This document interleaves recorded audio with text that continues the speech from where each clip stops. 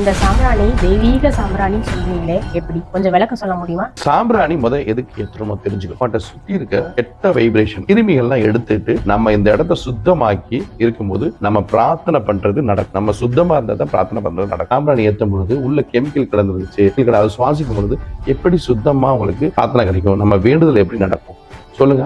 குப்பை, கெமிக்கலு, தேவையில்லாத விஷயங்களை சாம்பிராணி கலந்து இருந்துச்சுன்னா நம்ம இருக்கிற வைப்ரேஷன், நெகட்டிவ் வைப்ரேஷன் போகாம இருந்துச்சுன்னா நம்ம பிரார்த்தனை பலிக்குமா? பலிக்காது. இது ஏத்துனா தோஷம் தான் வரும். அதனால ரொம்ப சீப்பான இருக்க சாம்பிராணில ஏத்த வேண்டாம். அதுக்கு தெரியல ஏத்தாமே பிரார்த்தனை பண்ணலாம். நம்ம சாம்பிராணில 148 வகையான மூலிகை கலந்தும் பெருமாள் ஆவகனம் பண்ணி அனைத்து தெய்வத்தையும் ஆவகனம் பண்ணி தீர்த்தம் இதை விட்டுருக்கோம். அப்போ தெய்வாம்சம் இருக்க சாம்பிராணி இதுல இருக்க எல்லா நெகட்டிவும் எடுத்து தெய்வத்தையும் அழைக்கும். அதைத்தான் நான் சொல்லுது.